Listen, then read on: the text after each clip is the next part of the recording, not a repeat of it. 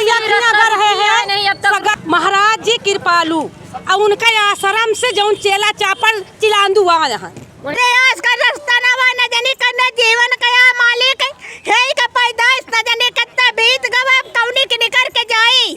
खबर यूपी के प्रतापगढ़ जिले से, जहां मनगर धाम ट्रस्ट से जुड़े व्यक्ति पर फर्जी बैनामे से जमीन हड़पने का आरोप, ग्रामीणों ने किया जोरदार हंगामा। दरअसल विश्व प्रसिद्ध मनगर धाम ट्रस्ट से जुड़े व्यक्ति अंशुल गुप्ता पर ग्रामीणों ने फर्जी बैनामा कर जमीन हड़पने, दलित बस्ती का रास्ता बंद कराने और प्रशासनिक मिली भगत का गंभीर आरोप लगाया। सुनवाई न होने से नाराज सैकड़ों ग्रामीणों ने शनिवार को मनगर धाम के पास जोरदार प्रदर्शन कर न्याय की मांग की है। अमी साहब कही था कि हमारा रास्ता जान लिया कि 3-8-9 फुट बीत गए और हमारा सबके तनी जिंदगी बीती जाती है और यही लड़का बच्चा का यही है हमका सबका जो निकारत है कौने रास्ता की जाई हमका सब कौनो रास्ता नहीं ना और सकल छिया के लिए यहाँ पूरा यही रास्ता बाट है। महाराज जी कृपालू और उनके आश्रम से जौन चेला चापड़ चिलांदू आ यहाँ वहीं जौन रोका महाराज जी तो कबो नहीं सताएं, महाराज जी कबो नहीं सताएं, न याजी सताई ही न उनका मेहरारू सताएं, न उनके लड़का सताएं, न दीदी सताई। जौन अब आए हैं वह जौन आए यहाँ घूम के जौन चिलांदू आए यहाँ दुनिया का वही हमका सबका सतावा। कहीं शिकायत आप लोगों ने इसकी की?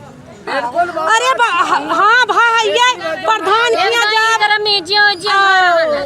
राजा भैया कर रहे हैं सगल घर है और कहाँ जाई साहेब जहाँ जहाँ हमार जानदारी तहाँ तहाँ हम सब गए हैं।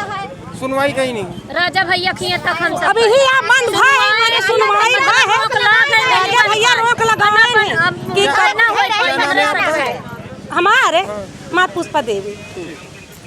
अरे आज का रास्ता नवा न जाने करना जीवन कया मालिक है का पैदाइश न जाने कितना बीत गवा कौनी के निकर के जाई।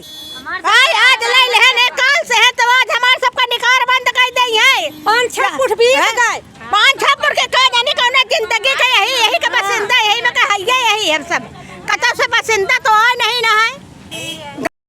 विश्व प्रसिद्ध मनगर धाम ट्रस्ट से जुड़े अंशुल गुप्ता पर ग्रामीणों की जमीन फर्जी बैनामे के जरिए हड़पने और ट्रस्ट के प्रभाव में राजस्व विभाग के अधिकारियों द्वारा एक तरफा कार्रवाई किए जाने का गंभीर आरोप लगा है। इसी प्रकरण से आक्रोशित सैकड़ों ग्रामीणों ने शनिवार को मनगर धाम के समीप जोरदार प्रदर्शन कर न्याय की मांग की। ग्रामीणों ने बताया कि जब तक जगत गुरु कृपालू जी महाराज जीवित थे तब तक किसी प्रकार की परेशानी नहीं हुई, परंतु उनके निधन के बाद ट्रस्ट से जुड़े अंशुल गुप्ता द्वारा गरीबों की जमीन हड़पने और दलित बस्ती की राह बंद कराने का प्रयास शुरू कर दिया गया।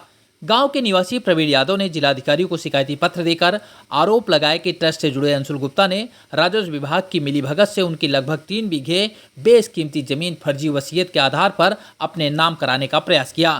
प्रवीण यादव ने बताया कि पिता के निधन के बाद उक्त भूमि की वरासत उनके और उनकी मां के नाम दर्ज हुई थी। इसी बीच अंशुल गुप्ता ने उनकी बहन से संपर्क साधकर सादे कागज पर फर्जी वसीयत तैयार कराई और विधि विरुद्ध तरीके से बैनामा करा लिया। मामला न्यायालय में पहुंचा तो निर्णय प्रवीण यादव के पक्ष में आया।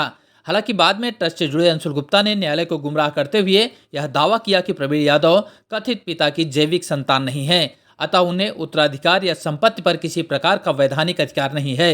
ग्रामीणों के अनुसार तमाम लोग गवाही देने को तैयार थे, किंतु आरोप है कि राजस्व विभाग के अधिकारियों ने ग्रामीणों के कथन सुने बिना ही लगभग 20 वर्ष बाद एक पक्षी फैसला सुना दिया और भूमि को खारिज दाखिल कर दिया। इस निर्णय से ग्रामीणों में गहरा आक्रोश व्याप्त है। प्रदर्शन के दौरान महिलाओं ने कहा, गरीबों के हक की जमीन पर जबरन कब्जा कराया जा रहा है और प्रशासन मूक दर्शक बना हुआ है। वर्तमान में विवादित भूमि पर प्रवीण यादव का कब्जा है, बावजूद इसके वह न्याय के लिए दर दर भटकने को मजबूर है। जब इस संबंध में एसडीएम कुंडा से जानकारी प्राप्त करने का प्रयास किया गया तो उन्होंने फोन नहीं उठाया। हालांकि तहसीलदार कुंडा ने बताया कि प्रवीण यादव के पिता की 2 शादियां हुई थी और दूसरी पत्नी से जन्मी बेटी के नाम पर वसीयत दर्ज कराई गई थी। तहसीलदार के अनुसार अधिवक्ताओं की बहस और प्रस्तुत साक्ष्यों के आधार पर ही निर्णय सुनाया गया है। हालांकि ग्रामीणों का कहना है कि 2 शादियां भी हुई थी तो भी प्रवीण यादव और उनकी मां के भूमि पर वैधानिक हक बनता है। ऐसे में सवाल उठता है कि क्या यह फैसला ट्रस्ट से जुड़े प्रभावशाली व्यक्तियों के दबाव में लिया गया।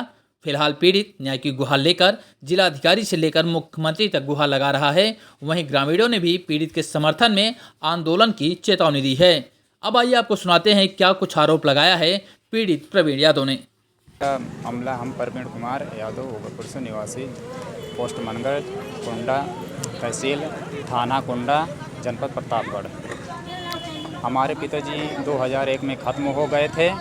उसके बाद हमारा विरासत हमारे माँ के नाम दोनों का विरासत हुआ। विरासत होने के बाद 6 साल बाद हमारी बहन जब कुत्ती ने एक फर्जी सादे कागज़ की वसीयत के ज़रिए उन्होंने मुकदमा दायर किया। मुकदमा दायर करने पर उन्होंने हमारे पास कोई नोटिस नहीं भेजी, जिससे हमें जानकारी नहीं हुई। उन्होंने एक पक्षी आदेश 2008 में करा लिया। उसके बाद जब 13 में हमें जानकारी हुई, खतौनी हमने निकलवाया, जानकारी हुई तो हमारी माता जी ने बात दायरा पेश किया। बात दायरा पेश करने में मुकदमा उन्होंने फिर उनके पास नोटिस गई जगपति के पास, उन्होंने आपत्ति दाखिल किया।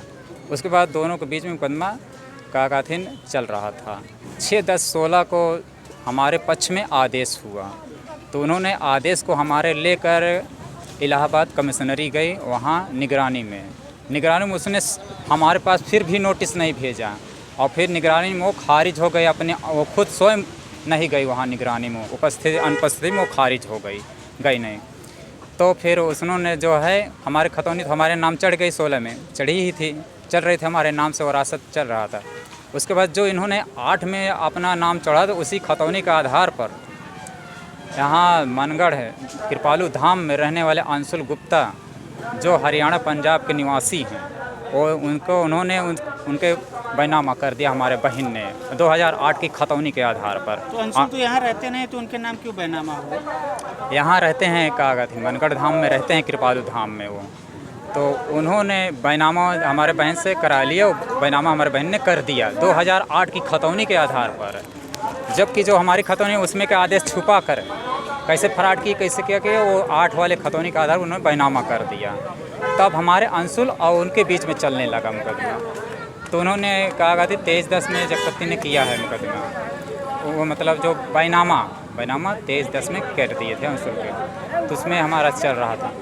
तो तहसीलदार ने जो है मुकदमा तो चल रहा, हम दोनों को अंशुल हमारे नाम से चलने लगा, उसमें उन्होंने कोई साक्ष्य नहीं लिया और अभी 11/10/25 में उनको आदेश कर दिया और खारिज दाखिल भी कर दिया, जिसके ज़रिए उन्होंने उसी खारिज दाखिल के आधार पर इन्होंने आकर हमारे खेत में मिट्टी गिरा रहे हैं। तो आपकी कहीं सुनवाई नहीं हुई, तो आपको क्या लगता है? और हमारी अपील अभी एसडीएम साहब के यहाँ चल रही है, तो जहाँ चल रही है अभी अपील चल रही है, अपील के मुकदमे के दरमियान में माटी तो गिराने का कोई अधिकार ही नहीं है, लेकिन वो गिरा रहे हैं ज़बरदस्ती। और कहीं हम जा रहे हैं थाने में, पुलिस के पास, सब कुछ जा रहे हैं, कोई हमारी सुनवाई नहीं कर। एक दिन इन्होंने हमको बुलाया, चौकी वालों से सिपाही भेजे, वहाँ हमको यहाँ से ले गए, कहे ऐसा अपना चलिए साहब से मिल लीजिए, कागजात जो होगा उसको आप बता दीजिए, कागजात हो तो लेकर चलिए, नहीं तो बता दीजिए, समय ले लेना।